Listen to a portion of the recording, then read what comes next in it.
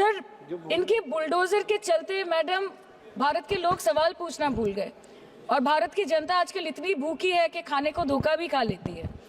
Madam, Bharat में एक middle class जो 1 साल पहले एक वेजिटेरियन थाली 100 रुपए में खाता था, आज वही वेजिटेरियन थाली 152 रुपए की हो गई।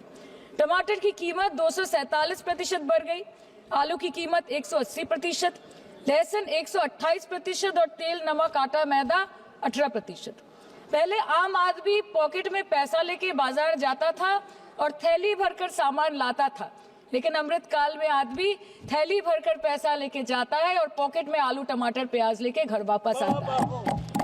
सर, माननीय वित्त मंत्री ने पहले कहा था कि बहुत हो गई महंगाई की मार, अब की बार मोदी सरकार, और आज उनके विचार में inflation is an international problem, महंगाई एक अंतरराष्ट्रीय समस्या है। तो विश्व गुरु, विश्व बंधु इस अंतरराष्ट्रीय समस्या का समाधान क्यों नहीं कर पा रहे हैं?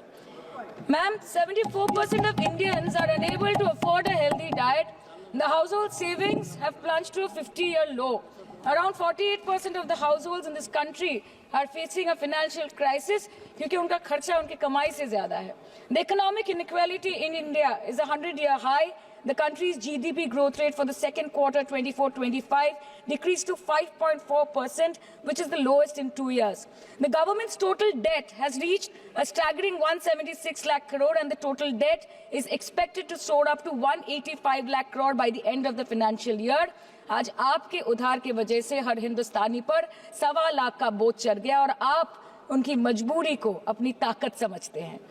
बंगाल में ऑल इंडिया तृणमूल कांग्रेस की प्रदेश युवा अध्यक्ष होने के नाते मुझे हर दिन कई नौजवानों से बात करनी पड़ती है। वो मुझे ये पूछते हैं कि मोदी जी ने हर साल 2 करोड़ नौकरी का वादा किया था, अर्थात 10 साल में 20 करोड़ नौकरी। उन नौकरियों का क्या हुआ, उन वादे का क्या हुआ? मैं बस उन्हें यही कह पाती हूँ कि पत्ते तो झड़ते हैं, उठाता है कोई कोई, वादे तो सभी करते हैं, निभाता है कोई कोई।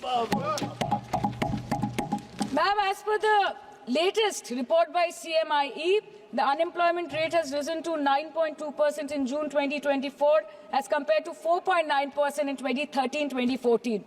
Female unemployment rate is much higher at 18.5% in June 2024 as compared to 7.7% 2013-14. Around 37% of working women are unpaid. In rural areas, this figure is at a horrific 43%.